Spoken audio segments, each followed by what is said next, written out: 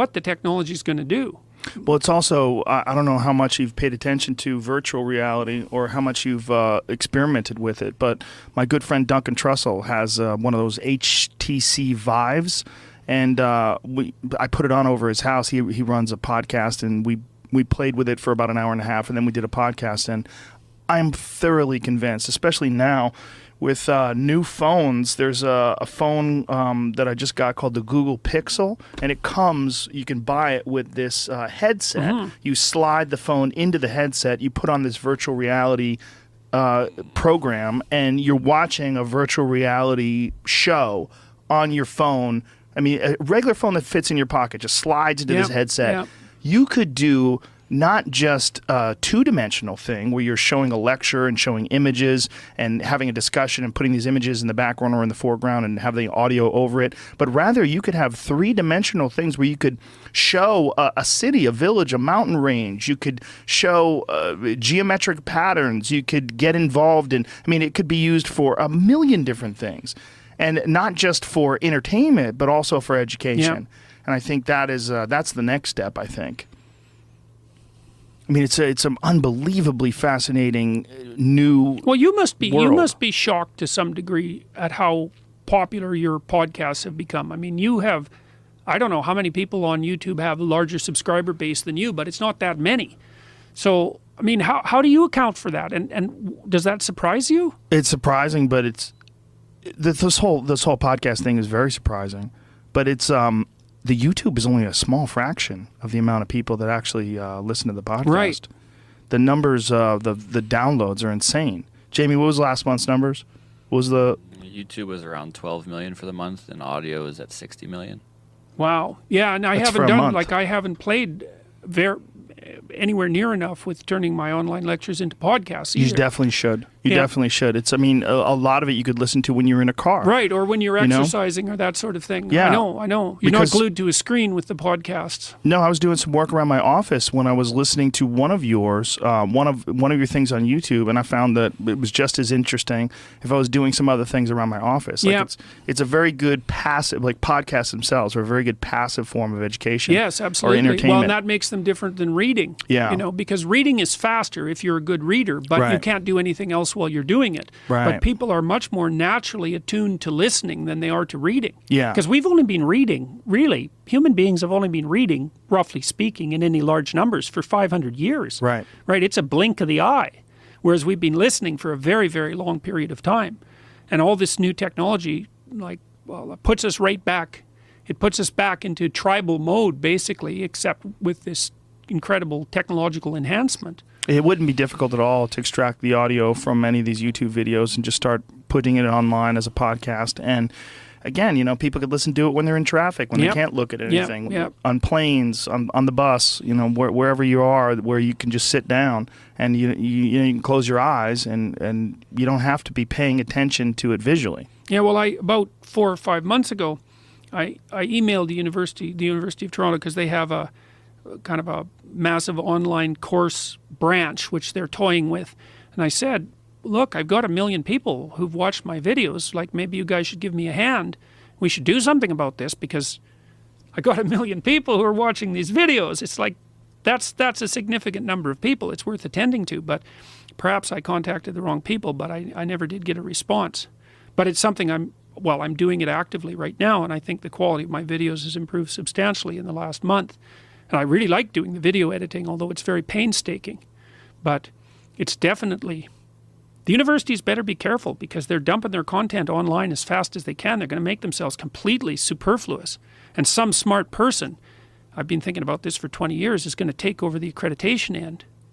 Because, you know, all you'd have to do is set up a series of well-designed examinations online and only let a minority of people pass. You have instant accreditation credibility. It's like, here's an entire 3 years worth of psychology courses, here's the exams, you take them, only 15% of the people pass. Why only 15%? Why would you limit the number? Because it makes the accreditation valuable. But you would limit the number based on, what if you had a much larger group than 15% that were effectively absorbing the information. Well, fair enough. You'd have to toy with the accreditation mechanisms.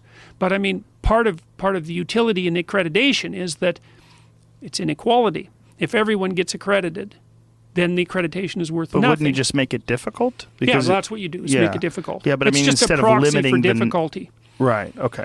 So you wouldn't necessarily be limiting the number, you would just make it so difficult that the number would be limited almost naturally. That's right. Well, I think I'd probably make it, yes, that's exactly right. I wouldn't limit the number of times people could take the exams. That's a great idea as well. So as long as you hit threshold, I mean, that's what happens often, say, with like if you're trying to pass the bar or something like that. You get to take it a number of times, but you have to hit threshold. Well, Thaddeus Russell, who's a history professor at Occidental, he's doing that very same thing. He talked about it here, that he's building right now an online university.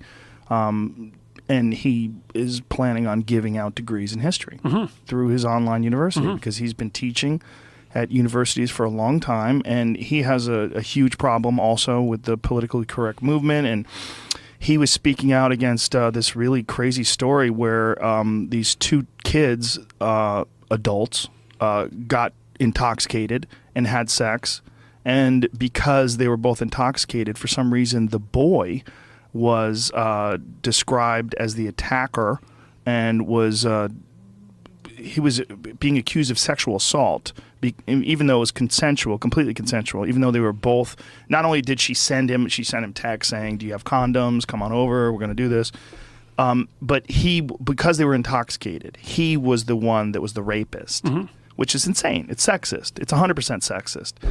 That kid is suing, and Thaddeus Russell came on here and discussed it. But that politically correct ideology where, I mean, it's essentially, it's prejudice against men in that particular, the idea that So he's stepping outside of the university. Yeah, he's slowly moving. I mean, Gad Saad is doing that at Concordia too. Yes. And he gets 100,000 people watching each video. Yeah, he's been on here a few power. times. Yeah, I love that guy.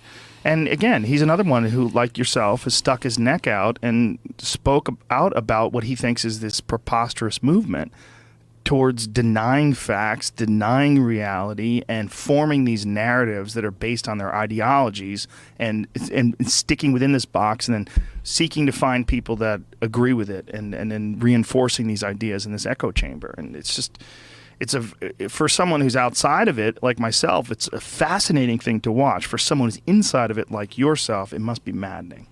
Well, we've tried other online interventions too. So I have these YouTube videos up, but we also I worked with some corporations a while back because I've done some consulting, and I had designed tests to help people hire better employees, which I still do. And in fact, I work with this company up in California called the Founder Institute, and it's the world's largest stage early technology company incubator. It's created 2,500 companies in the last 4 years, and we test now in 135 cities. But when I was marketing these tests to companies, they kept asking me what could be done about their poorer performing employees. And I said, well, I didn't know, because it's not that easy if you have someone who's problematic, who's troubled, it's not that easy for a manager to figure out how to straighten them out. And they just don't have the time. They don't have the manpower, and they don't have the training usually to do that. But I designed this set of programs called the Self-Authoring Suite. And one of them, the Future Authoring Program, helps people write out a plan for their life. So it helps them. It asks you some questions about 6 dimensions of your life. Your health, mental and physical, your use of drugs and alcohol, your wishes 3 to 5 years down the road for intimate relationships, for family, for career, for education, and so on. It asks you, what could your life be like 3 to 5 years down the road if you set it up for you like you were someone you were taking care of? So it asks you those 6 questions. Then it asks you to write for 15 minutes about your vision for your life. You get to have what you want and what would be good for you. What would that be? And then it asks you to write for 15 minutes about what your life would be like 3 to 5 years down the road if you let your bad habits and your idiocies and your foolishnesses and your weaknesses take the upper hand and auger you into the ground. Because everyone knows about that. And so it's like you get to design a little heaven to strive for and a little hell to avoid. And then you write for then you basically turn that into an implementable plan. That's the second part of the program. We've used that with about 5 to 7,000 university students now, mostly in Europe at the Rotterdam School of Management. And we've raised their grade point average of their kids 25%, dropped their dropout rate the same. And it's had a walloping effect on men and on non-Western ethnic minorities. It's moved the non-Western ethnic minority student population performance at Rotterdam School of Management from 70% below the average to above the female Dutch natives. And so the reason I'm telling you this, apart from the fact that it's a very good program, and we did it at Mohawk College in Canada a year ago, and we dropped their dropout rate in the first semester 50%. And that especially, again, worked well for men, because men are at more risk of dropping out now, and especially for men who didn't have good grades in high school. So not only is there the possibility for the net to provide tremendous dissemination of intellectual material, but there's also the possibility for the net to provide dissemination of psychological interventions that have major impacts on people's mental health and productivity at extraordinarily low cost. So that's really been fun too. So, well, I think providing that sort of a structure and a framework, giving people the tools just in form of asking them questions. What would you like to do? Please describe this. What is your future? And when you do that, you sort of allow them to help themselves outline what they would like to accomplish, which most people don't do. No, well, in our education system was designed in Chicago in the late 1800s to produce factory workers.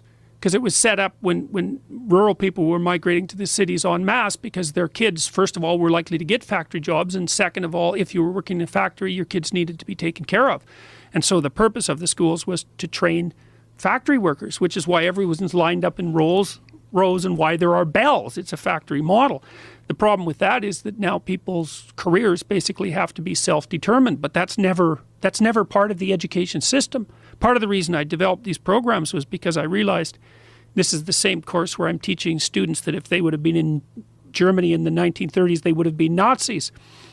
I'm trying to get them to design their lives. And it's way better to have someone articulate their own plan.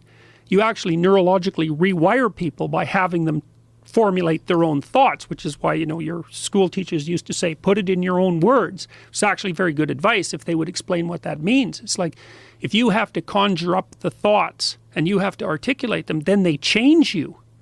And so this program has had the effects have been absolutely overwhelming for us as researchers, because it's very, very difficult to produce an intervention that actually has a positive effect on people. You hope it does, but generally when you test it out, it's like, it doesn't do what you thought it did, or sometimes it even has the reverse effect. That sounds fascinating. Now, how do people